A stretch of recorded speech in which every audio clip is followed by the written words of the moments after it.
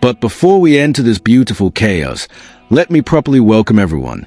Newcomers, welcome to the family. This is where we break messy, chaotic, unbelievable stories with surgical precision and zero bias. We keep things real every single time period. We keep it real. We keep it factual. We keep it entertaining. And most importantly, we keep it honest. For all of my returning viewers, my day ones, my loyal supporters, you already know the vibes. You already know how we operate. You know that when something this explosive happens, we do not skip over details. We do not gloss over the important parts. We give you the full unfiltered picture every single time. Tonight is no exception. So if you are new here, do me a massive favor. Go ahead and tap that subscribe button. Turn on notifications. Because the way this drama is unfolding, I promise you there are going to be updates dropping faster than you can keep up with. And the numbers do not lie. A huge portion of people watching these videos right now have not subscribed yet. If you have been following this saga, and I know most of you have because this has been the most captivating storyline in pop culture for months, you know that the tension between Remy Ma, Papoose, and Clarissa has been building like a pressure cooker. It has been simmering. It has been bubbling. It has been doing that thing where you can hear the lid rattling, but it has not blown off yet. Well, guess what? The lid just launched into orbit.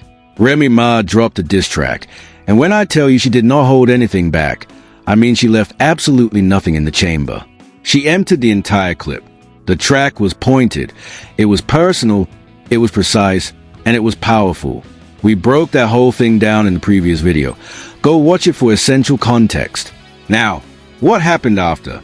In a normal scenario, when somebody gets publicly addressed in a diss track accumulating hundreds of thousands of views at lightning speed, the typical response is to take a step back, gather your thoughts, consult with your people, craft a calculated, well-thought-out response. That is what smart people do.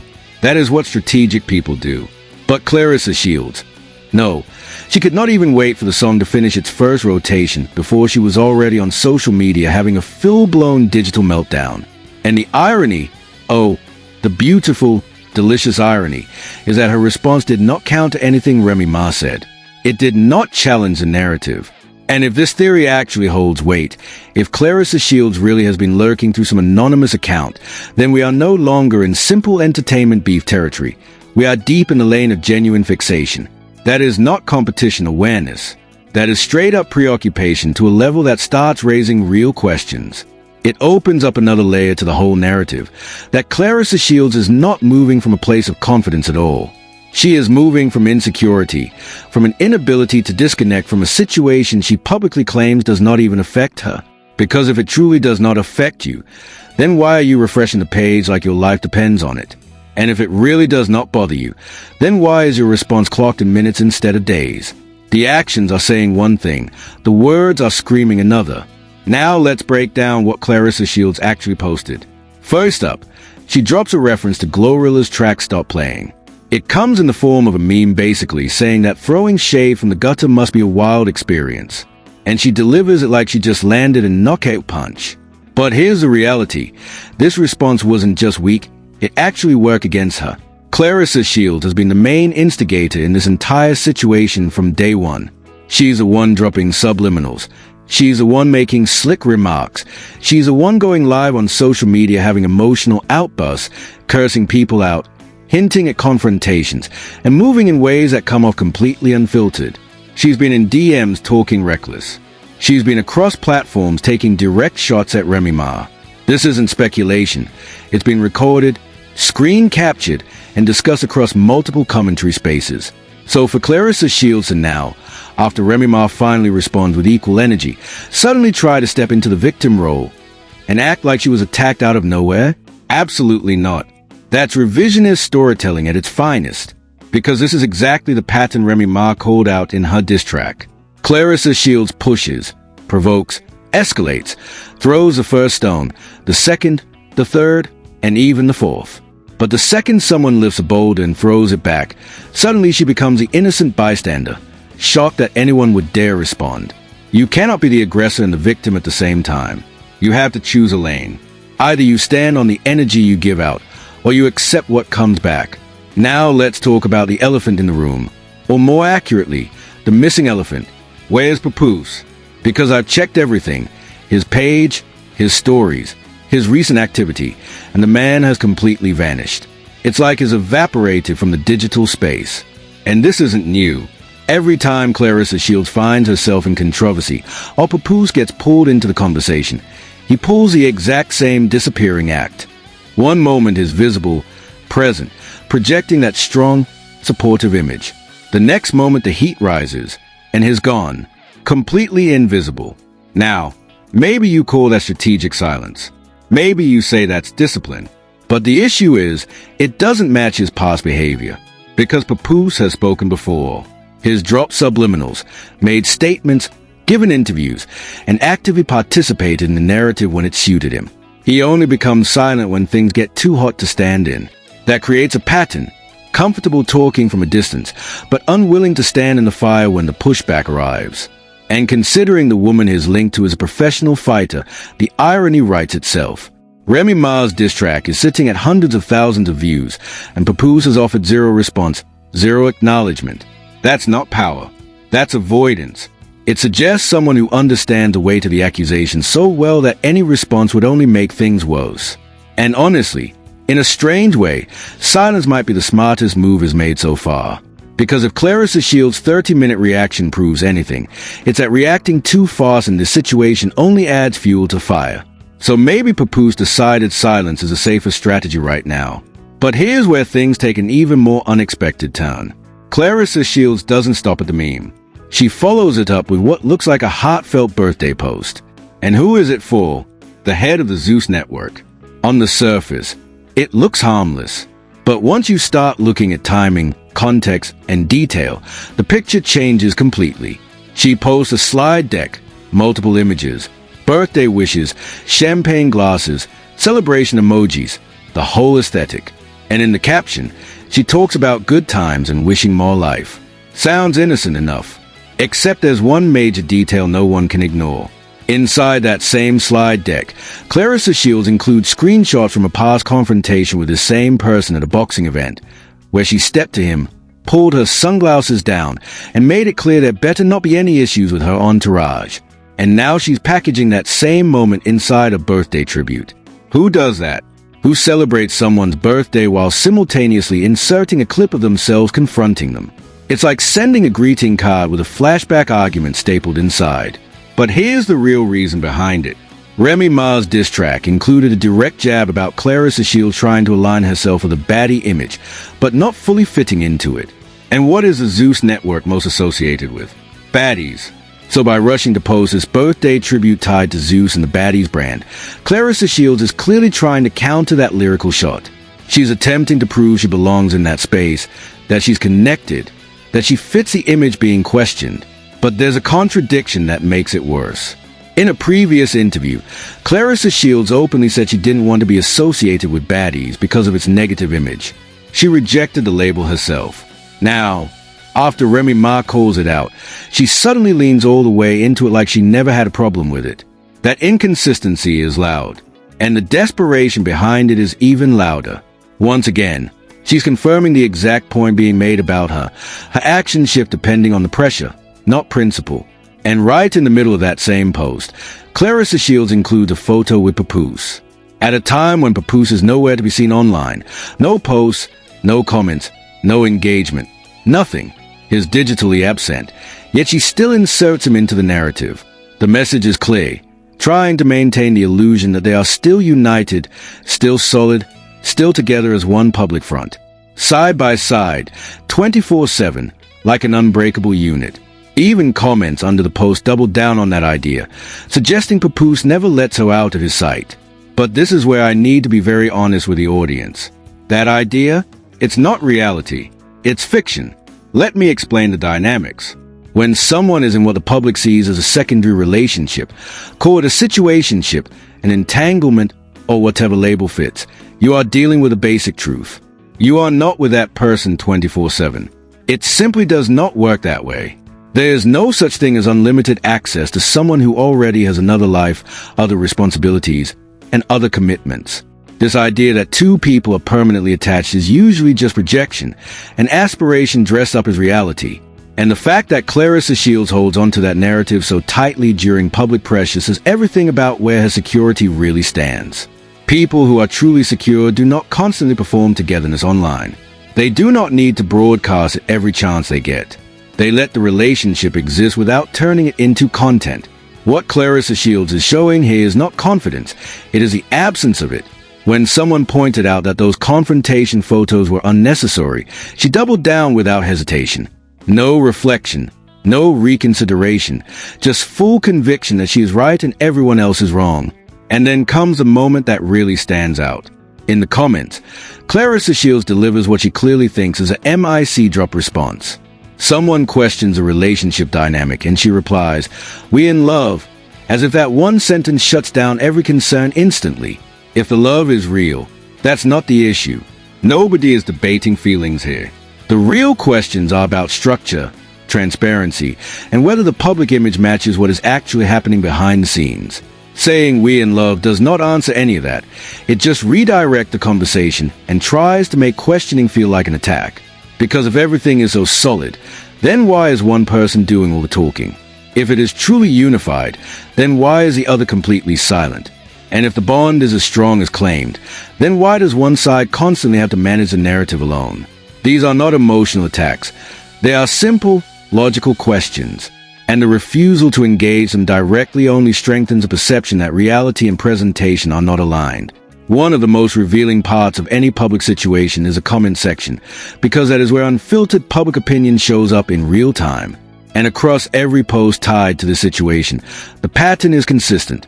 Most of the public sentiment is leaning toward Remy Ma. And even the comments defending Clarissa Shields are getting challenged and broken down within minutes. The momentum is clearly not going in her direction. And the interesting part is, you can see she feels it. The way she jumps into replies, the way she argues with random accounts, the way she tries to correct narratives in real time, it all shows pressure. Because when you are actually winning public perception, you do not need to fight strangers in comment sections. You do not need to prove yourself to anonymous profiles. The fact that Clarissa Shields is actively down in the comment trenches trying to defend herself, trying to validate her relationship narrative, and trying to push back against criticism tells you she knows the perception battle is slipping away. Badly. And every time she responds, she is unintentionally feeding the cycle. Every emotional reply becomes screenshots. Every defensive comment becomes new content for the next wave of commentary. She is essentially supplying the very machine that is dissecting her. And that brings us to a bigger issue, her overall content problem. Outside of boxing, Clarissa Shields only seems to generate strong engagement when drama is involved.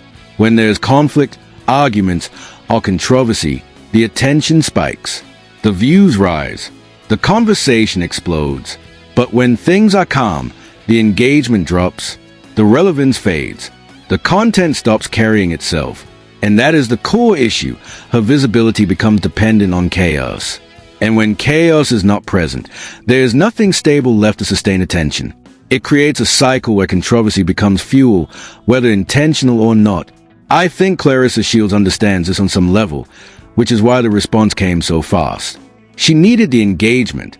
She needed the attention loop. Because in today's digital space, even negative attention keeps you alive in the algorithm. And that is the tragic part of it all. Because Clarissa Shields is one of the most decorated female boxers in history. Olympic gold, world titles across divisions, a resume that speaks for itself without question. But somewhere along the way, achievements inside the ring stopped being enough. The pull towards celebrity, visibility, and relevance outside of boxing created a shift. And now every moment like this feels less like growth, and more like another layer in the slow erosion of her public image. And what makes it even more ironic is that around this same time, Clarissa Shields was posting content about learning how to apply makeup for the very first time. At 31 years old, there's absolutely nothing wrong with learning new skills at any stage of life. Self-improvement has no age limit. However, when you are trying to sell yourself as a baddie, a glamorous public figure who belongs in entertainment and high fashion, while at the same time admitting you are learning basic cosmetic skills for the first time in your 4th decade, there's a clear disconnect. And that is not even the most eye-opening part. In a previous interview, someone close to the situation even claimed they had to teach Clarissa Shields basic grooming habits. fundamentals most people pick up in adolescence. Now, I am not saying this to mock anyone. I am saying it to highlight a pattern, a carefully constructed image that looks far more polished than what is actually being lived behind the scenes. Remy Ma actually pointed this out in her track, suggesting that Clarissa Shield presents herself as something she is not, and the way things keep unfolding only seems to reinforce that narrative. And while we are talking about image versus reality, Clarissa Shields also posted herself inside what appears to be a $200,000 vehicle. She spoke about her collection, the SUV, another car, the Camaro, and framed this one as a dream edition, her final piece. And aspirations are completely fine. But the real question is, are we buying today? Are we signing paperwork? Is the car actually being driven off with her name on the title? Or is this just another carefully staged window shopping moment? Because there was also that incident at a luxury store in Los Angeles involving high-end designer goods, and once again, the actual purchase part was never clearly shown. And when you repeatedly position yourself around luxury without clear proof of ownership, people naturally start questioning whether the lifestyle being shown is a lifestyle actually being lived. And let's be fair, there is nothing wrong with ambition. There is nothing wrong with dreaming. There is nothing wrong with sitting in a car you cannot yet afford. We have all seen it. We have all done it. That is ambition in its raw form. But the problem begins when aspiration starts being presented as achievement, when a test drive turns into ownership, when browsing turns into flexing. That is when credibility starts getting questioned across the board. Because if one area feels staged, people start wondering what else might be performance instead of reality. And once that doubt sets in, it affects everything. Now let's circle back to Zeus, because there are more layers here. At one point, Clarissa Shields publicly stated in an interview that negotiations with Zeus had stalled due to disagreements over creative direction, and that the deal was essentially on hold. That was the official narrative. But the moment Remy Ma drops a diss track questioning her credibility, suddenly Clarissa Shields reappears as a full-blown Zeus supporter, posting birthday tributes, engaging with the platform, and inserting herself back into that space with an energy that was completely absent before the pressure hit. That shift makes one thing very clear. Her actions are reactive, not organic. She is not moving from genuine intent. She is responding to whatever narrative is currently being thrown at her.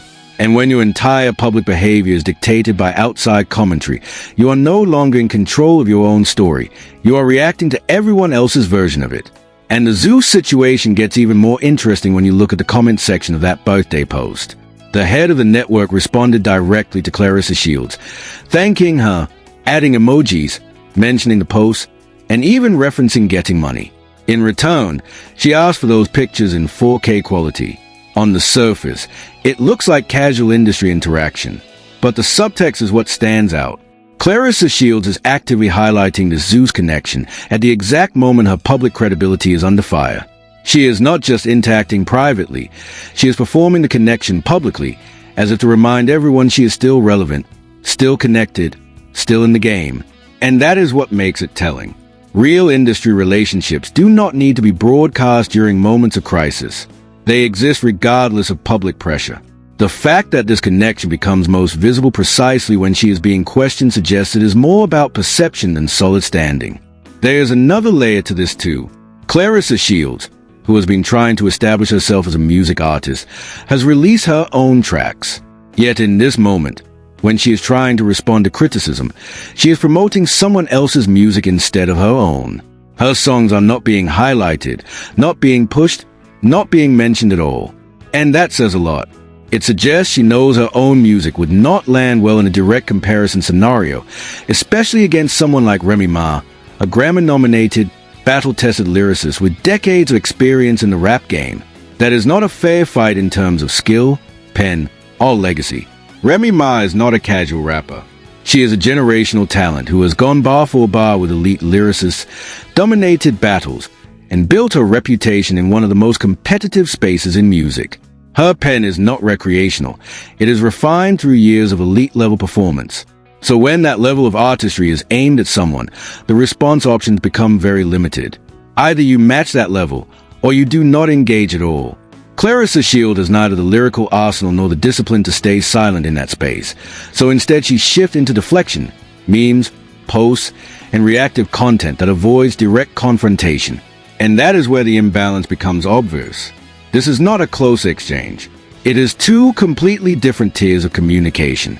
One of Remy Ma's central criticisms was that Clarissa Shields tries to project a baddie image without meeting the substance behind it. And ironically, the response to that was not denial, it was immediate alignment with the very brand being referenced through Zeus. But here is a contradiction that makes it more damaging. Clarissa Shields has previously gone on record saying she did not want to be associated with a baddie label because of its negative implications. She rejected it publicly. Now, when that same label is used against her, she suddenly leans into it and aligns herself with it through branding, posts, and associations. That is not consistency, that is convenience. And when your positions change based on pressure instead of principle, it becomes very difficult to maintain credibility. And that raises a final question. Are the core figures of that baddie space even engaging with this narrative in the way it is being presented? Because based on prior statements, Clarissa Shields had said Zeus negotiations were stalled. Now suddenly, after the diss track drops, the photo ops and birthday posts start appearing again as if nothing had changed. The timing clearly exposes the intent, and that intent isn't celebration at all, it's damage control. Now let's switch into a strategic mindset, because this is where things get genuinely interesting. Where does the situation actually go from here? This is not a one-and-done moment. This is turning into a multi-chapter escalation with no signs of slowing down. Remy Ma is sitting in the strongest position here, and it is not even close. She has the talent, the credibility, the legacy, and the public sympathy all working in her favor. Her diss track has already pulled massive numbers and is being received with overwhelming positivity across the board. More importantly, she chose the right battlefield. She didn't rely on scattered social media posts or emotional outbursts. She used her craft. She used her pen. She used the very medium she has mastered for decades. That alone gives her a massive advantage, because every release becomes a cultural moment that spreads, gets dissected, and lives far beyond the initial drop.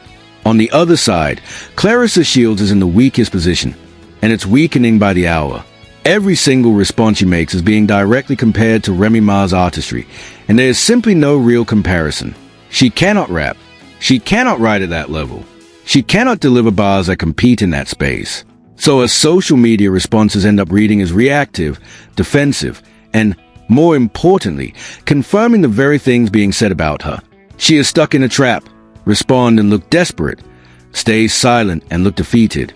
Respond through music and get outclassed, or respond through social media and look petty. There is no clean exit route on this board. And then there's Papoose, existing somewhere between invisible and non-existent in all of this. He has the lyrical ability, no question. He is a rapper with proven skill. But responding to an estranged partner in a public diss track situation comes with a completely different set of consequences. If he goes too hard, it looks cruel. If he goes too soft, it looks weak. If he addresses personal allegations, he opens doors he may not want opened. If he avoids them, then the response lacks substance.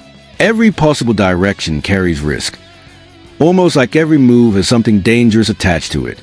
My prediction? If a response ever comes, it is not going to be a direct Papoose record. It is far more likely to come indirectly, filtered through Clarissa Shields, or shaped in a way where he is present in the background but not the face of it. Whether that's a collaboration, a co-signed response, or some creative workaround, distance becomes a key strategy, because a direct Papoose diss aimed at Remy Ma would be catastrophic for perception. But a Clarissa Shields-fronted response creates plausible deniability. And in situations this messy, distance is not just helpful, it's everything. And if this theory holds weight, if Clarissa Shields really has been lurking through anonymous accounts, then we are no longer talking about entertainment beef. We are stepping into something that looks more like fixation than awareness. That is not competitive energy. That is preoccupation at a level that starts raising serious questions. It adds another layer to the narrative, that Clarissa Shields is not operating from confidence at all. She is operating from insecurity and an inability to detach from a situation she publicly insists does not affect her. Because if it truly doesn't affect her, then why is she refreshing constantly? And if it doesn't bother her, then why are her responses measured in minutes instead of days? The behavior and the words are telling two completely different stories. Now let's break down what Clarissa Shields actually posted.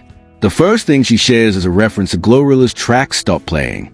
It comes in the form of a meme implying that throwing shade from the gutter must be a wild experience, and she presents it like she just landed a knockout punch. But in reality, this response is not just weak, it's counterproductive. Clarissa Shields has been the primary instigator in this entire situation from the very beginning. She's the one dropping subliminals. She's the one making slick comments. She's the one going live and having emotional outbursts where she curses people out, threatens confrontation, and behaves in ways that come off as completely unfiltered. She has been in direct messages talking reckless. She has been across multiple platforms taking shots at Remy Ma specifically. This has been documented, screen recorded, and discussed across multiple commentary channels. So for Clarissa Shields to now, after Remy Ma finally comes back with the same energy, try to reframe herself as a victim, the one being attacked out of nowhere? Absolutely not. That is straight revisionist history. Because this is the exact pattern Remy Ma called out in her diss track. Clarissa Shields instigates, provokes, escalates. She throws the first stone, the second stone, the third, even the fourth. But the moment somebody finally picks up something heavier and throws it back, suddenly she becomes the innocent bystander. Suddenly it's a "how could this happen to me" version of events, the damsel in distress act where she cannot understand why anyone would respond. You cannot be the aggressor and the victim at the same time. You have to pick a lane. Either you stand on what you dish out, or you accept what comes back to you. You cannot switch roles depending on convenience. That is not how it works. Never has, never will. Now let's talk about the elephant in the room. Or more accurately, the sudden disappearance of the elephant entirely. Where's Papoose? I just checked everything. His page, his stories, his recent activity, and the man is gone. Completely absent. Like he has evaporated from the entire digital conversation. And this is not new behavior either. Every time Clarissa Shields gets pulled into controversy, or Papoose himself becomes part of public criticism, he follows the same pattern. He disappears. 1 minute he is visible, present, projecting that loyal, solid, stand-up energy.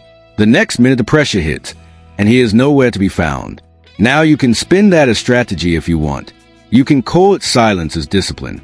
But the problem is it does not line up with everything else we have seen from him. Because Papoose has not been silent in this entire situation. He has made statements, dropped subliminals, given interviews, and actively participated in shaping the narrative when it suited him. So the pattern looks like this. Engage when it is safe, disappear when it gets intense. Comfortable speaking from a distance, but not so comfortable standing in the center when the pushback actually arrives. And considering the woman tied to all of this is a professional fighter, the contrast becomes even more ironic. Remy Ma's diss track is sitting at hundreds of thousands of views, and Papoose has offered zero acknowledgement. That is not dominance. That is not strategy. That is avoidance from someone who clearly understands that any response could escalate things in a direction he does not want. And honestly, in a strange way, that silence might be the smartest move he has made so far. Because if Clarissa Shields' 30-minute reaction proves anything, it's that impulsive responses in this situation only make things worse. So maybe Papoose looked at the chaos and decided silence is the only move that does not create more damage. But here's where things take a strange turn.